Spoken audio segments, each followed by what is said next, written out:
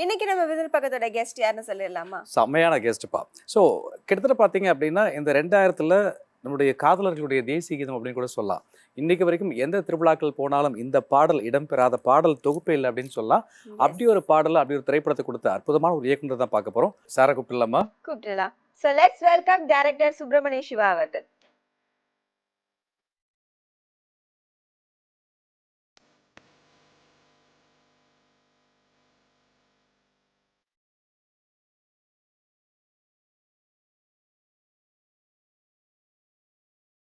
Sir வணக்கம் sir.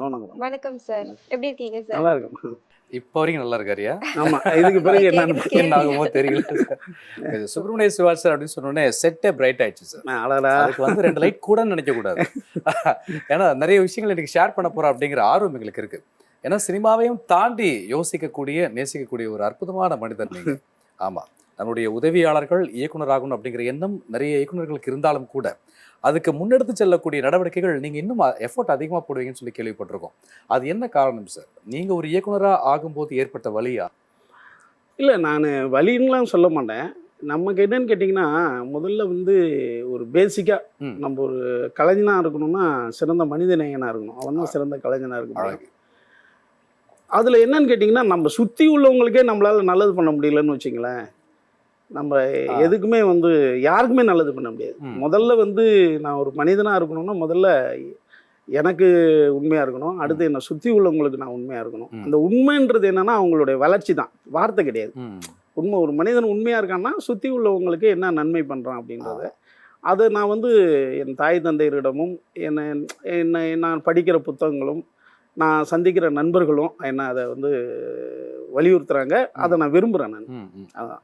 Okay sir, நீங்கள் பேசும்போது குறிப்பிட்டு சொன்னீங்க தாய் தந்தையர்கள், நண்பர்கள், அடுத்து புத்தகம். இந்த 3க்கும் எவ்வளோ சம உரிமை உண்டா சார்?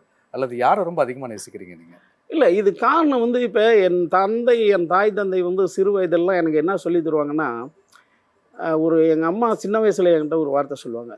ஒருத்தவங்க காலால் ஒரு வேலை விட்டா கூட நீ கையால் பண்ணிட்டு வந்துடணும்பான்னுவாங்க. காலால் விடுறதுன்றது பெரிய அவமதிக்கிறது. காலால் விடுற ஒருத்தவங்க வேலையை விட்டாங்கன்னா கூட நீ கையால் செஞ்சுட்டு வந்துடுவாங்க. ஏன்னா ஒரு காரியத்தை நாம் பண்ணும்போது இதை பின்னால் நான் வருத்தப்படுறேன்னா அந்த காரியத்தை நான் செய்யக்கூடாது. இந்த இந்த இந்த விஷயத்தை நான் செஞ்சுட்டேன்னா இதனால் இன்றைக்கி எனக்கு நன்மை இருக்குது, ஆனால் இன்னும் ஒரு 10 வருஷம் கழித்து நான் இதுக்கு ஃபீல் பண்ணுவேன், இன்னும் 2 வருஷம் கழித்து ஃபீல் பண்ணுவேன்னா அந்த காரியத்தை செய்யக்கூடாது. அடுத்து இன்னொன்று என்னென்னா, நீங்கள் உங்கள் மனசுக்கு இது தப்பு அப்படின்றத நீங்கள் நினைக்கவே கூடாது. இந்த மாதிரி காரியங்களில் நீங்கள் செஞ்சுக்கிட்டே போனீங்கன்னா நீங்கள் மேன்மையான மனிதனாக வாழ்க்கையில் வந்துகிட்டு இருப்பீங்க. குற்ற உணர்விலிருந்து நீங்கள் அதிகபட்சம் தப்பிச்சிருவீங்க. ஒரு மனிதன் வந்து அவனுக்கு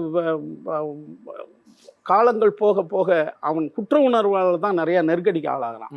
ஏன்னா நீங்கள் உங்கள் வயது ஆக ஆக உங்களுக்கு வந்து தேவைகள் ரொம்ப கம்மியாகும். ஒரு இளைஞனாக இருக்கும்போது தான் உங்களுக்கு தேவைகள் ஜாஸ்தி. வயது ஆக ஆக வந்து உங்களுக்கு தேவைகள் கம்மியாயிடும். அப்போ மன நிறைவு தான் உங்களுக்கு வந்து முழுமையான மனிதனாக உங்களை திருப்திப்படுத்தும். இதை வந்து என் தாய் வந்து சின்ன வயதிலேருந்து எனக்கு அறிமுகப்படுத்தியிருக்காங்க. அன்பை போதிச்சிருக்காங்க எங்கள் அம்மா. யாருக்கிட்டையும் வந்து பெரும்பாலும் எங்கள் அம்மா கோவப்பட்டுன்றது ரொம்ப கம்மி, என் தாயும் தந்தையும். அடுத்து அவங்க வந்து எளிமையான மனிதர்கள், எளிமையான ஒரு விவசாய மனிதர்கள்ன்றதால அவங்களுக்கு ரொம்ப தேவைகள் ரொம்ப கம்மியாக இருந்தது. அதனால் யாரையுமே அவங்க பெருசாக எனக்கு தெரிஞ்சு பாதித்ததாக எனக்கு தெரியவே இல்லை. அவங்க வந்து உணவு, உடை, உழைப்பு, இருக்கிற எங்கள் வீடு, இதை நோக்கி தான் இருந்ததை ஒழி அவங்களுக்கு வந்து இந்த உலகத்தினுடைய மிகப்பெரிய, இன்றைக்கும் எங்கள் அம்மா வந்து நான் ஒரு டைரக்டராக இருக்கேன் அப்படின்னா எங்கள் அம்மா என்ன சொல்லுவாங்கன்னா அவங்களுக்கு அது கூட தெரியாது. ஏன்பா அவன் முதலாளி லீவே உனக்கு கொடுக்க மாட்டாங்களான்னு சொல்லுவாங்க. சண்டே நான் ஞாயிற்றுக்கிழமை வேலைக்கு போகிறேன்னா எங்கள் அம்மா சொல்லுவாங்க, ஏன்பா அவங்க முதலாளி உனக்கு லீவ் கொடுக்க மாட்டாருன்றவங்க. அந்த அளவுக்கு தான் அவங்களுடைய இது இருக்கும். அவங்க ஆனால் இது தெரியாதால அவங்க விஷயம் தெரியாதவங்க இல்லை, உலகத்தினுடைய மிகப்பெரிய விஷயங்கள்லாம் அவங்களுக்கு தெரியும். ரொம்ப சாதாரணமாக கடந்து போயிடுவாங்க, சாதாரணமாக சொல்லுவாங்க. சாதாரணமாக எங்கள் சகோதரர்களோ அல்லது யாரு கூடயாவது எனக்கு சின்ன வருத்தம் ஏற்பட்டால் கூட, இன்னொரு தடவை நீ பிறக்க போறியான்டுவாங்க. இன்னொரு தடவை பிறக்க போறியா அவங்கள்ட்டலாம் பழகிறதுக்கு, போப்பா அவங்க அப்படி தான் இருப்பாங்கன்றாங்க. அப்போ இதெல்லாம் வந்து சாதாரண வார்த்தைகள் இல்லை, இது சாதாரணமாக சொல்கிறாங்க அவங்க, மிகப்பெரிய வார்த்தைகள். அதனால் எனக்கு வருத்தமே என்னன்னு கேட்டிங்கன்னா, எவ்வளோ பெரிய வருத்தமாக இருந்தாலும் நான் காலங்களை தான் வச்சுக்குவேன். அது ஒரு நாள் வருத்தமா, ஒரு வாரம் வருத்தமா, ஒரு மாதம் வருத்தமா, நீண்ட கால வருத்தங்களை நான் வச்சுக்க மாட்டேன். அதை சுமையாக நினைப்பேன் நான். அப்போ வந்து நான் ரொம்ப இலகுவாகவும் என் வாழ்க்கையை ரொம்ப சந்தோஷமாகவும் என்னால் வாழ முடியுது. எந்த சுமையும் கஷ்ட சுமைகளை நான் வச்சுக்க மாட்டேன். அடுத்தது நான் சொல்கிறது பொருளாதார அடிப்படையிலையும் சொல்கிறேன். ஒரு பெரிய பொருளாதார அடிப்படையை நீங்கள் நோக்கி போனீங்கன்னாலே அது உங்களை பெரிய துன்பத்துக்கு ஆளாக்கும். உங்களை தவறு செய்ய தூண்டும். இந்த மாதிரியான மிகப்பெரிய நெருக்கடிகள்லாம் உங்கள் மன ரீதியாக உண்டு பண்ணும். உங்களுக்கு தேவை, இந்த மனிதர்களுக்கு தேவை. நான் மீண்டும் நான் நிறையா இன்டர்வியூலையும் சொல்லுவேன், என்னை சந்திக்கிறவங்கள்ட்டையும் சொல்லுவேன், உங்கள் ஆசைக்கு இந்த உலகத்தில் நல்லா யோசிப்பாருங்க, எல்லாம் இருக்கும். உங்கள் பெரிய ஆசைக்கும் பேராசைக்கும் தான் நீங்கள் கஷ்டப்படுறீங்க, துன்பப்படுறீங்க. உங்கள் ஆசைன்னு நினச்சி பாருங்களேன். ஒரு மனிதன் வாழ்கிறதுக்கு ஒரு சாப்பாடு, ஒரு போட்டுக்கிறதுக்கு துணி, இருக்க இடம், பழகிறதுக்கு நண்பர்கள், அல்லது ஓய்வு நேரத்தில் படிக்க புத்தகங்கள், அல்லது நீங்கள் ஆன்மீகத்தில் இருந்தீங்கன்னா ஒரு கோயிலுக்கு போயிட்டு வரலாம். இதெல்லாம் ஒரு சாதாரணமாக உங்களுக்கு கிடைக்கும். ஆனால் நீங்கள் பேராசையும் பெரிய ஆசைன்னா, அதான் சொல்கிறேனே, இப்போ கூட பேசிகிட்டு ரொம்ப சொன்னோம், பணம் தான் நம்மளுக்கு தேவைன்னா உங்களுக்கு எவ்வளோ தேவை ஒரு பணம், அதுக்கு நீங்கள் முடிவு பண்ணுங்கள். ஆனால் இங்கேயும் வந்து 10,000 ரூபாவில் நல்லா சந்தோஷமாக வாழ்கிறவனும் இருக்கான், கோடி ரூபா சம்பாரித்து நிம்மதி இல்லாதவனும் இங்கே இருக்கான். அப்போ நம்ம தேவைகள் என்ன, நம்மளுடைய ஆசைகள் என்ன அப்படிங்கிறத ஒவ்வொரு மனிதனும் புரிஞ்சுக்கிட்டா அவன் வந்து இந்த வாழ்க்கை ஏன்னா இயற்கை உங்களுக்கு எல்லாமே ஃப்ரீயாக தருது. சூரியன் வந்து உங்கள் வாழ்நாள் பூரா ஃப்ரீயாக தருது, சோர்ஸ் ஆஃப் எனர்ஜி. சூரியன் இல்லைன்னா, அதாவது சன்லைட் இல்லைன்னா இந்த உலகத்தில் எதுவுமே கிடையாது. அது உங்களுக்கு ஃப்ரீயாக தான் கிடைக்குது. காற்று இல்லைன்னா உங்களுக்கு வாழ்க்கை ஒன் செகண்ட் நின்றுச்சுன்னா நம்ம எல்லாமே காலிங்க, எல்லா உயிரினமும் காலி. ஆனால் அது ஃப்ரீயாக தான் உங்களுக்கு கிடைக்குது. இந்த இயற்கை உங்களுக்கு ஃப்ரீயாக தான் இருக்குது. அப்போ உங்களுக்கு பெரிய பெரிய சந்தோஷங்கள்லாம் ஃப்ரீயாக தான் உங்களுக்கு இருக்குது. உங்களுடைய சிறிய ஆசைகளுக்கு தான் நீங்கள் அதாவது சிறிய ஆசைக்கும் ஆசைக்கு எல்லாம் இருக்குது, பேராசைக்கு தான் நம்ம. கண்டிப்பாக சார். ஆனால் இது சின்ன ஆசை தான் சார். இப்போ தண்ணி கூட காசு கொடுத்து வாங்க வேண்டிய நிலைமைக்கு வாய்ப்பு இல்லை. அதான் சொல்கிறேன், இது எல்லாமே வந்துங்க, நீங்கள் வந்து அதான் சொல்கிறேன், இது ஒரு மனிதனுடைய பேராசை. அது நீங்கள் சாதாரணமாக தண்ணியை கூட இப்போ குடிக்கலாம், காய்ச்சி நீங்கள் குடிக்க வேண்டியிருக்கு. அதான் சொல்கிறேன், இது வந்து ஒரு கிராமம் வரைக்கும் இது போய் இதாகுது. இதில் வந்து என்னென்னா, அந்த தண்ணி கெட்டு போக மாட்டுது. எங்கள்னாலாம் சின்ன பிள்ளையாக இருக்கும்போதெல்லாம் எங்கள் வீட்டில் எங்கள் அம்மா டெய்லி கிணத்துலேருந்து தண்ணி எடுத்துகிட்டு வருவாங்க. அதெல்லாம் பாசி பிடிச்சிடும். 2 நாள் நாங்கள் ஊருக்கு போயிட்டு 2 நாள் வந்தோம்னா அந்த குடத்துக்குள்ளே பாசி வந்துடும். ஒரு உயிரை உண்டாக்குற தண்ணி அது. இப்போ நீங்கள் பெட் பாட்டில் நீங்கள் வச்சுட்டிங்கன்னா கிட்டத்தட்ட 6 மாதம்னாலும் ஒன்றுமே ஆகாது, நீங்கள் கேன் வாட்டர் ஆகாது. அது எவ்வளோ பெரிய ஒரு உயிரை கூட உண்டாக்காத தண்ணி உங்களுக்கு உயிருக்கு எப்படி நல்லது பண்ணும். அப்படி இப்படி நிறைய நெருக்கடிகள் இருக்கு. அதுலேருந்து நீங்கள் தான் நம்ம தான் அதான் சொல்கிறேனே, பால் இத்தனை லட்சம் பால் தேவைப்படும். ஒரு நாளைக்கு சென்னைக்கு மட்டும் லட்சக்கணக்கான லிட்டர் பால் தேவைப்படும்.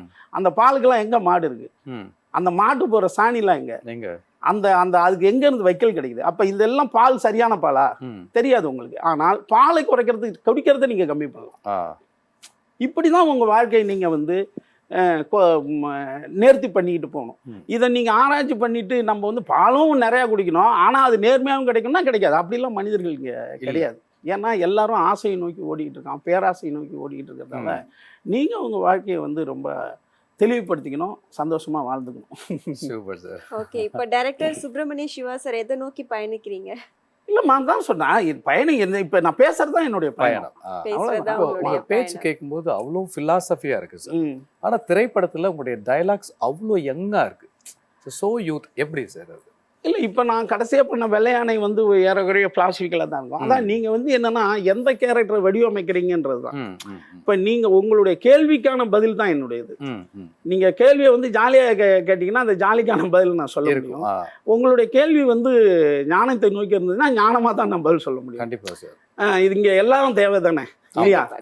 இங்க இளைஞனும் தேவை, குழந்தையும் தேவை, முதியவனும் தேவை, எல்லாம் தேவைங்க. ஏன்னா எல்லாமும் சேர்ந்ததுதான் ஒரு முழுமை அடைய முடியும்.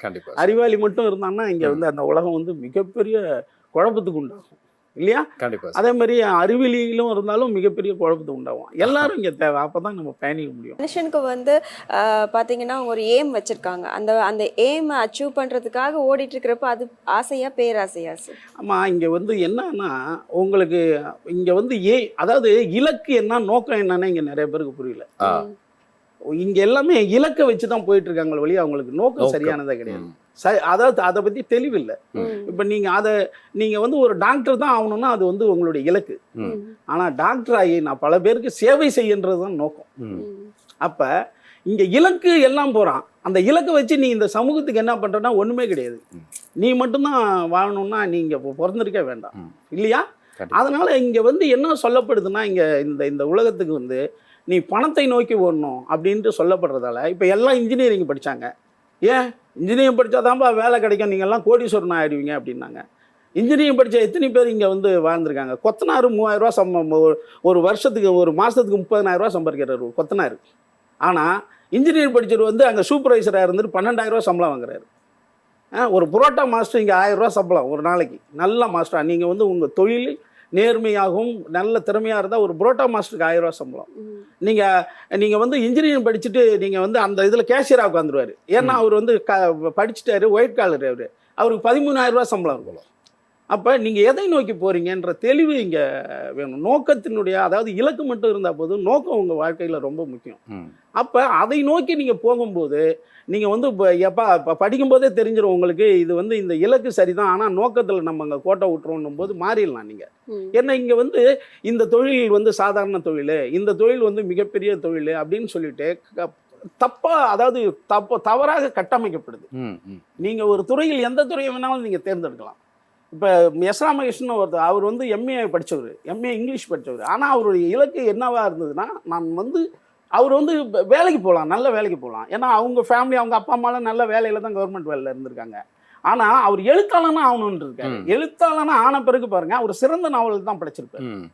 ஏன்னா இந்த சமூகத்துக்கு தேவையான அருமையான நாவல்கள் தான் அவர் படிச்சிருப்பார். அப்போ இலக்கு சரியாக இருந்தது, அந்த இலக்கின் மூலமாக நோக்கம் இருக்கு, சரியாக இருந்தது, நோக்கம் சரியாக இருந்தது.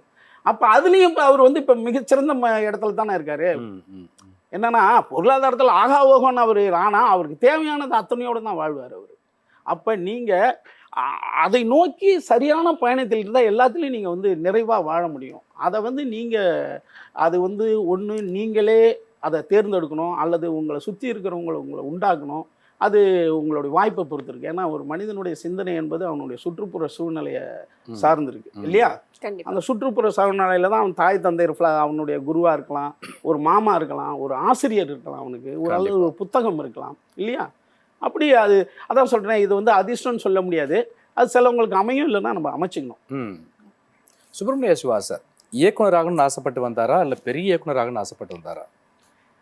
இல்லை, எனக்கு வந்து இலக்கியம் வருது, கலையின் மீது எனக்கு ஆர்வம் தான் இருந்தது ஒழிய. ஏன்னா இப்போ நம்ம ஸ்கூல் டைமில் அந்த ஆசை வரும்போது இதன் மூலமாக வந்து ஒரு பெரிய கோடிகள் வரும், லட்சங்கள் வரும்னு அப்போ இருக்காது. நம்ம வந்து ஒரு சினிமா துறைக்கு போகணுன்ற ஒரு எண்ணம் தான் இருக்கும். ஏன்னா அப்போல்லாம் என்னென்னா ஒரு ஒரு ஒரு பாரதிராஜா நம்ம பார்த்துட மாட்டோமா, பாக்யராஜா பார்த்துட மாட்டோமா, ஒரு எஸ்பிபியை பார்த்துட மாட்டோமா, ஒரு இளையராஜாவை பார்த்துட மாட்டோமா அப்படின்ற கனவுகள் தான் இங்கே வரும்போது அப்படி இருக்கும். வைரமுத்தை பார்த்துட மாட்டோமா அப்படின்னு இருக்கும். இங்கே வந்த பிறகு அவங்கள பார்த்த உடனே என்னென்னா அவங்களும் நம்மள மாதிரி தான். இப்போ பாரதிராஜாலாம் நான் டைரக்டரை பார்க்கும்போதெல்லாம் அவர் எவ்வளோ மேன்மையில் இருக்கார், நான் எவ்வளோ பிம்பத்தில் இருக்கேன். அவர் போன உடனே கொண்டாடுவார், வாங்கடா உட்காருங்கடா அப்படின்வார். வாடா உட்காருன்னா ரொம்ப எளிய மனிதராகவும் எல்லாத்தையும் கொண்டாடுற மனிதராகவும் ரொம்ப நேசிக்கிற நம்மளை விட மனித நேயனாகவும் நம்மளை விட சாதாரண மனிதர்களை மிகப்பெரிய பேரன்பு கொண்டவராகவும் இருக்கார். அதான் இப்போ இடையில நான் அவர்கிட்ட பேசிக்கும்போது சொன்னார், நான்லாம் வந்து மைசூருக்கு போனான்னா இன்றைக்கும் நான் முதல் ஷூட் பண்ண இடத்தெல்லாம் பார்த்து அழுவேன்டா, நன்றி சொல்லுவேன்டா அந்த இடத்துக்கு. இப்போ 82 வயது அவருக்கு.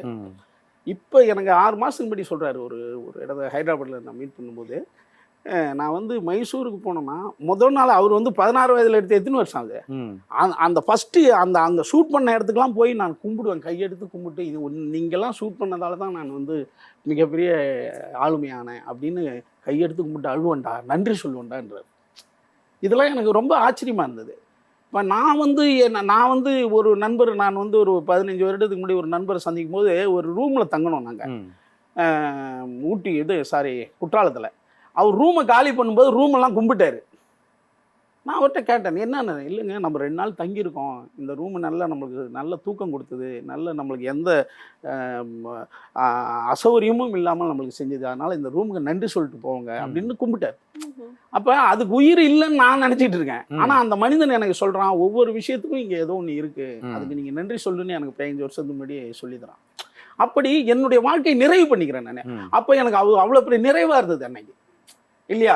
ஒரு லிஃப்ட்டில் ஏறுறோம், ஒரு ஒரு ஒரு ஒரு நண்பர், அப்படி அவர் யாருமே இருக்க மாட்டார், அவர் பார்த்து ஒரு புன்னகைன்னா அவரும் புன்னகைப்பார், அவரை பார்த்து நம்மளும் இப்படி இருந்தோம்னு வச்சுக்கலாம், அவரும் இப்படி இருப்பார். ஆனால் நிறைவாக இருக்காது. புன்னகை புரிஞ்சுட்டுவாங்க, அவரும் ஒரு புன்னகை தந்திருப்பார், நீங்கள் நிறைவாக இறங்கி வருவீங்க. அப்போ ஒவ்வொரு நிமிடத்தையும் நீங்கள் உங்கள் வாழ்க்கையை நிறைவு பண்ணிக்கிறதுக்கான இது இருக்கணும். அப்படி நிறைவாக தான் நான் வாழ்கிறேன். பெரிய ஆள் சின்ன ஆள் நான் தான் சொல்கிறேன். எனக்கு தேவையானது எல்லாமே இருக்கு. எனக்கு தேவையானது எல்லாமே இங்கே இருக்குது. ஆசைக்கு எல்லாமே எனக்கு இருக்குது. இன்னைக்கு போனாலும் மிகச்சிறந்த 4 மனிதர்களை சந்திப்பேன். அவங்க பெரியவங்களா இருக்கலாம், சின்னவங்களா இருக்கலாம். ஆனால் அவன் நிறைவானவனாக இருப்பான். அதில் நிறைவு இல்லாதவன் தான் நான் நிறைவுபடுத்தி அனுப்புவேன் அவனை. என்ன அவனுக்கு பிரச்சனை உனக்கு? ஏன்னா நீ வந்து மெட்ராஸுக்கு வந்துட்டு நம்ம ஊரில் ஒருத்தன் இருப்பான், அவனுக்கு வந்து ஒரு சின்ன ஒரு ஸ்பெஷல் சைல்டாக இருப்பான், வந்திருக்கே முடியாது. ஆனால் நீ வந்துட்ட மெட்ராஸுக்கு, அதுவே வெற்றியா? நீ உனக்கு என்னையா இங்கே பிரச்சனை இல்லையா? உனக்கு என்ன முன்னாடியெல்லாம் 10-12 வருஷம் முன்னாடியெல்லாம் சாப்பாட்டு கஷ்டம். எவன் இப்போ சாப்பாட்டு கஷ்டப்படுறான்? யாருமே கிடையாது. சாப்பாட்டுக்கார ஜெயமோகன்கிட்ட பேசிகிட்டு இருக்கும்போது ஜெயமோகன் சொன்னார், நான் 3 வருஷம் அவர் சாமியாராக அலைஞ்சிருக்காரு. அவருடைய மிகப்பெரிய சுகங்களுக்கு இந்தியா பூரா 3 வருஷம் நான் அலைஞ்சிருக்கேன் சிவா. ஆனால் ஒரு நாள் கூட நான் பட்னியாக இல்லை.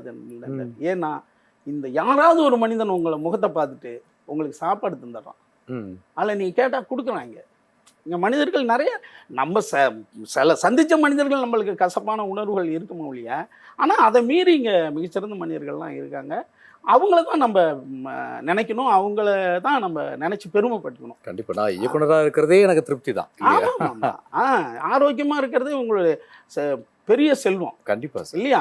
அதை வந்து நீங்கள் கொண்டாடுங்க. உங்கள்கிட்ட இருக்கிற சிறந்த விஷயங்களை நீங்கள் கொண்டாடினீங்களேன்னு நீங்கள் நிம்மதியாக வாழ முடியும். பெரியவங்க அப்பயே சொல்லிட்டாங்க, நம்ம தான் புரிஞ்சுக்கலாம், நோயற்ற வாழ்வே குறைவற்ற செல்வம்.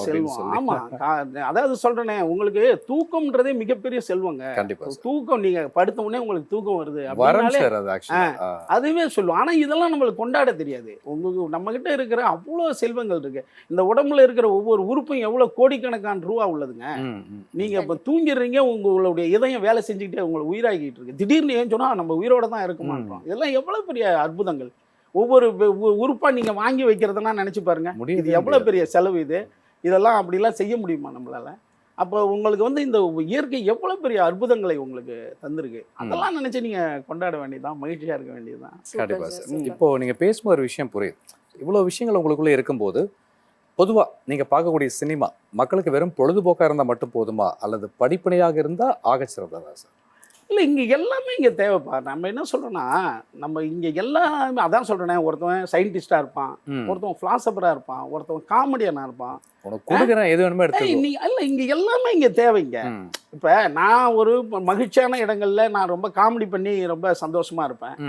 ஒரு இடத்துல சீரியஸ் அண்ட் மேட்டர் இருக்கும்போது சீரியஸாக இருப்பேன். ஒரு இடத்துல நம்ம வந்து என்னன்னா பிலாசபிக்கலாக தான் பேசணும். இப்போ ஒரு கோயிலுக்கு போகிறோம்னா அங்கே ஆன்மீகமாக இருக்கும். ஒரு இடத்துல கடவுள் மறுப்பை பற்றி பேசணும்னா கடவுள் மறுப்பால் இந்த உலகம் எவ்வளவுலாம் வந்து மேன்மை அடைந்தது. கடவுள் மறுப்பால் எந்த தத்துவங்களும் இங்கே வந்து நம்மளை பின்னால் கொண்டு போகிறது கிடையாது. அடுத்தடுத்த தத்துவங்கள் வந்து ஒரு மனிதனை மேன்மைப்படுத்துறதுக்கு தான் இங்கே வருது. அப்போ அந்த ஏரியாக்களில் நல்ல விஷயங்கள்ல நம்ம எடுத்துக்கிட்டு போகணும். நம்ம எடுத்துக்கிட்டு போகிறோம். அதனால இங்கே எல்லாமே இங்கே தேவை. இங்கே வந்து குளிரும் தேவை, வெப்பமும் தேவை இல்லையா? இங்கே எல்லாருமே எல்லாம் அப்போதான் உங்களுக்கு சுழற்சி சரியா இருக்கும். ஒரே பகல் மட்டுமே இருக்குன்னா எப்படி நம்ம வாழ்றது? இரவும் இங்கே முக்கியம் இல்லையா? கண்டிப்பா. அதனால இரவுல வந்து திரும்ப வந்துடுறான், எனக்கு பயமா இருக்கு, ராத்திரி பார்த்துட்டு நான் எனக்கு இரவே வேணான்னு சொன்னா அது முழுமை அடையாது உங்களுக்கு. கண்டிப்பா சார். அதனால இங்கே எல்லாம் முக்கியம். நிச்சயமா சார். ஆக்சுவலி இன்னொரு கேள்வி கூட கேட்கலான்னு இருந்தோம். வெற்றி மேல் வெற்றி அப்படின்னு சொல்லி பார்த்துட்டே இருக்கும்போது திடீர்னு சில சர்க்கிள்கள் எப்படி எடுத்துக்கிறீங்கன்னு சொல்லி கேட்கலான்னு நினைச்சேன். ஆனால் நீங்கள் சொல்லிட்டீங்க வெற்றி மட்டுமே பார்த்தா போதா, கொஞ்சம் தோல்வியும் வேணும் அப்படின்னு சொல்ற மாதிரியே இருக்கு. ஸோ ரீசெண்டாக என்ன படங்கள் பார்த்தீங்க? இந்த படங்கள் பார்த்து நீங்கள் ஒரு டைரக்டரா இந்த இயக்குனரோட படம் நல்லா இருக்கே அப்படின்னு வியந்த ஒரு தருணம் இருக்கா? நான் நிறைய படம் பார்ப்பேன். இப்போ கூட வந்து ஜனகணமன ஒரு படம் பார்த்தேன், நல்லா இருந்தது. சல்யூட்டுன்னு ஒரு படம் பார்த்தேன், நல்லா இருந்தது. இப்போ டான் பார்த்தேன், நல்லா இருந்தது எனக்கு. கேஜிஎஃப் பார்த்தேன், நல்லா இருந்தது எனக்கு. நான் எல்லா படமும் பார்ப்பேன். ஏன்னா அதாவது என்னென்னா எப்போதுமே வந்து நான் தான் சொல்கிறேன், சிறந்தது இதுன்னு கிடையாது, எல்லாமே சிறந்தது. எல்லாத்துலேயுமே சிறந்தது உங்களுக்கு இருக்குது. டான் என்னங்க ஒரே சுட்டுக்கிட்டே இருக்கானோ, அது இது பண்ணுறான் அது வந்து காட்ஃபாதரில் இல்லாத அப்படின்னு சொல்லுவாங்க. ஆனால் அவங்க ஒரு புதிய உலகத்தை ஒரு புதிய உலகத்தை கிரியேட் பண்ணுறாங்க. கிரியேட் பண்ணி அதுக்குள்ளே பல மேஜிக்கை நம்மளை நம்ப வைக்கிறான் இல்லையா? RRR பார்த்ததுனால அப்போ வந்து நான் எல்லா படமும் பார்ப்பேன். நான் எல்லா ஜானர்லையும் வந்து எந்த படத்தையும் நான் வந்து, ஏன்னா எனக்கு தனிப்பட்ட முறையில் அதில் எதுவும் எனக்கு வந்து நெருக்கடி கிடையாது. அதனால் நான் எல்லாத்தையும் ரசிக்கிறது தான். Super sir. ஒரு சிறந்த இயக்குனர் எப்படி நடிகராக மாறினார் சார்? அந்த சுவாரஸ்யமான தருணம் ஏதாவது இருக்கா அதில்? இல்லை, இது என்னன்னு கேட்டிங்கன்னா, இப்போ நான் இப்போ என்னுடைய இது பார்த்தீங்கன்னா, சின்ன வயதில் நான் நிறைய ஸ்கூல் ட்ராமாஸில் நிறைய நடிக்கிறது தான். நான் வந்து பருவதராஜ குருகுலம் காட்டுமன்னார்கோயிலில் ஒரு ஹாஸ்டலில் தான் நான் 10th வரைக்கும் படித்தேன். அங்கே வந்து வாரம் நாங்கள் ட்ராமா போடுவோம். அப்புறம் வந்து ஒரு இடத்துல தான் தோணுது நம்ம வந்து இயக்குனர் தான் நம்ம, ஏன்னா அப்போ வந்து ட்ராமா நம்மளே எழுதுவோம் அப்படி பண்ணுவோம் ஸ்கூல் டைமில். அதுக்கு பிறகு இங்கே வந்து இயக்குனர் ஐயா, அதுக்கு பிறகு உங்களை மாதிரி நண்பர்கள் வந்து நிறைய பழக்கமாறாங்க இல்லைங்களா. இப்போ வெற்றிமாறன் வந்து அவர் தான் ஃபர்ஸ்ட் என்ன வட சென்னையில் ஒரு கேரக்டர் நடிக்க, அடுத்தது அசுனலில் ஒரு தனுஷ்கா அண்ணா நடிக்க வச்சார். அதுக்கு பிறகு வந்து ரைட்டர் பண்ணேன். அடுத்தது இப்போ செல்ஃபி, அடுத்து இப்போ வந்து மணிஷிண்டு நம்ம ஆரம் கோபி நயனார் படம், இப்போ டீசல்னு ஒரு படம் நம்ம அவர் வந்து நம்ம சண்முகம் பண்ணுற படம், இந்த மாதிரி நிறைய படங்கள் இருக்குன்னு வைங்களேன். அப்போ வந்து இதுங்களாம் நண்பர்கள், அதில் ஏதாவது நம்மளை மாதிரி ஒருத்தவங்க தேவைப்படுவாங்க, அதனால் பண்ணுறது. மகிழ்ச்சி சார். சார் இப்போ ஃபியூச்சர் ஃபிலிம்ஸ் என்னென்ன போயிட்டு இருக்கு? இப்போ நான் எழுதிக்கிட்டு இருக்கேங்க, ஆகஸ்ட்லேருந்து அகைன் டைரக்ஷன் ஸ்டார்ட் ஆமாம் ஆரம்பிக்கணும். அது நடிக்கிற வேலைகள் கொஞ்சம் இருக்கிறதால அப்படியே கொஞ்சம் தள்ளி வந்து இப்போ நிறைய பேர் என்ன கேட்டுக்கிட்டே இருக்காங்க. நானும் வந்து அப்படியே தள்ளி இப்போ ஆகஸ்ட்டில் ஆரம்பிச்சிடலான்னு இருக்கேன். அது ஒரு ஹீரோயினை மையமாக வச்ச ஒரு படமாக ஒரு ஆகஸ்ட்டில் வந்து ஒரு நல்ல பெரிய ப்ரொடக்ஷனில் ஒரு நல்ல மனுஷனை உருவாக்கி கொடுத்துங்க. ஃபேமிலி பற்றி சொல்லுங்கள் சார். அதான் என் தாய் தந்தையர், எங்கள் தந்தை இப்போ தான் ஒரு 2 வருடத்துக்கு முன்னாடி இருந்தார், ஒரு விவசாயியாக இருந்தார். எங்கள் அம்மா வந்து எங்கள் அப்பாவை பற்றி நினைவுகள் சொல்லணும்னா அவர் கடன் வாங்காத மனிதர் அவங்க அப்பா அப்படின்னு. ஏன்னா அவர் தேவையான அது என்னென்னா அதை ரொம்ப போக மாட்டார், அப்படி ஒரு மனிதராக இருந்தார். கடைசி இறக்குற அன்னைக்கு கூட வந்து எங்கள் வீட்டு கரும்பு தோட்டத்தில் அவர் வந்து களை பறிச்சுட்டு தான் நடந்து போகும்போது ஒரு பையன் சைக்கிளில் இடிச்சிட்டான், கீழே விழுந்துட்டான். கற்றுக்கிற பையன், சைக்கிள் கற்றுக்கிற பையன் நடந்து போயிட்டே இருக்கும்போது பின்னால் போய் இடிச்சிட்டான், கீழே விழுந்துட்டார். அதுலேருந்து ஒரு 4 நாளில் இறந்துட்டார். எங்கள் அம்மா இருக்காங்க, அவங்க ரொம்ப மிகச்சிறந்த ஒரு அம்மா. அடுத்து என் தம்பி 2 பேர் இருக்காங்க, அவங்கெல்லாம் தஞ்சையில் இருக்காங்க. தம்பி அங்கே கடை வச்சுருக்காங்க, பாலாஜி டில்லர்ஸ்னு தஞ்சாவூரில், ஃபேர்ஃபார்ட்ஸ் தஞ்சாவூரில் இருக்குது, டீ கடை இருக்குது. தந்தையோ தாயோ நினைக்கும் போது எனக்கெல்லாம் அழுக வர்ற ஒரு நினைவை நினைச்சாலே அழுகு தான் வரும். ஏன்னா அந்த அளவுக்கு அன்பினுடைய உச்சத்தில் இருப்பாங்க. ஒரு முதல் ஆசிரியன் தாய் தந்தையர் தான், அதே மாதிரி ஒரு ஆசிரியன் வந்து 2வது தாய் தந்தை இல்லையா. அந்த இடத்துல ஒரு ஆசிரியனும் இருக்கணும், ஒரு அப்பா அம்மா இருக்கணும். அதெல்லாம் இருக்காங்களான்றது தெரியல, ஆனால் இருக்கணும், அதெல்லாம் இருப்பாங்க, இருக்கணும். அதனால அதுதான் நம்மளுடைய ஆசை. Super sir. உங்களுடைய அந்த அன்பின் உச்சத்தில் கொஞ்சம் மிச்சம் வையுங்கள், எச்சம் பட்டவர்களுக்கு அந்த அன்பு கச்சம் கட்டட்டும் சார். ரொம்ப ரொம்ப நிச்சயமா. இவ்வளோ அழகான உயர்ந்த வார்த்தைகள். இந்த காலை நேரம் வந்து பெரிய காலை நேரமாக மாறிடுச்சு சார். அப்படி ஒரு உன்னதமான வார்த்தைகள் கொடுத்தீங்க. கண்டிப்பாக உயர்ந்தவர்களால் மட்டும்தான் உன்னதமான வார்த்தைகளை கொடுக்க முடியும் அப்படிங்கிற மாதிரி வார்த்தைகள் அவ்வளோ வலிமை. நம்ம அதான் சொல்றேனே, நீங்கள் வந்து சிறந்ததை தேர்ந்தெடுக்க வேண்டியது உங்கள் பொறுப்பு தான். ஆமாம், உங்களுக்கு இயற்கை வந்து எல்லாமே உங்கள் கண்ணு கொடுத்துருச்சு. கண்ணு வந்து நல்லது மட்டும் பார்க்க நீங்கள் பயன்படுத்தணும். உங்களுக்கு வாய் இருக்குது, சிறந்த வார்த்தைகள் பேசணும். ஒரு காது இருக்குது, சிறந்ததை கேட்கணும். அதே மாதிரி சிறந்த மனிதர்களை நீங்கள் சந்திக்கணும், அல்லது சிறந்த மனிதனை உண்டாக்கிக்கணும், பழகணும், சிறந்த புத்தகங்களை படிக்கணும்.